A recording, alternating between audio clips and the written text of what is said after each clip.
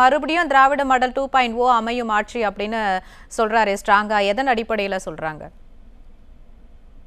அவர் என்ன நினைச்சுக்கிட்டாருன்னா, நாம எவ்வளவுதான் கொள்ளைகள் ஊழல்கள் என்னதான் பண்ணா கூட மக்கள் வந்து கடைசியில நம்ம 5000 ரூபாய் கொடுத்து ஏமாத்திரலாம், பொங்கல் பரிசு கொடுத்தா ஏமாத்திரலாங்கிற அவருடைய எண்ணம். ஆனா மக்கள் எல்லாம் அவ்வளவு முட்டாள் இல்ல. அவங்களுக்கு தெரியாதா நீங்க எதுக்காக பணம் கொடுத்திருக்கீங்கன்ட்டு? இந்த 4.5 வருஷமா வராத 5 வருஷமா வராத கோடை காலம் இந்த வருஷம் மட்டும்தான் வரப்போதான்னு கேக்குறாங்க. பெண்கள் நேத்துக்கே கேட்க ஆரம்பிச்சிட்டாங்க. நீங்க அப்படி விருப்பமா இருந்தா 2000 ரூபாய் கொடுக்குறேன்னு சொன்னீங்களா, அதை செய்யுங்க. அட்வான்ஸ் எங்களுக்கு பணம் வேணாம், அந்த 2000 ரூபாய் இந்த மாசத்துல இருந்து கொடுங்கிறாங்க. இன்னும் சொல்ல போனா அதுல 1 கோடி மக்கள் வாங்காதவர்கள். அவர்களுக்கு வந்து அவர்கள் சாபத்துக்கு ஆளாயிருக்காங்க இந்த கவர்மெண்ட். அது மட்டும் இல்ல மேடம், இந்த 1000 ரூபாய் கொடுக்குது யார் பணம் தெரியுமா? முழுக்க SC ST ஃபண்ட் 7000 கோடி ரூபாயை எடுத்து கொடுக்கறாங்க.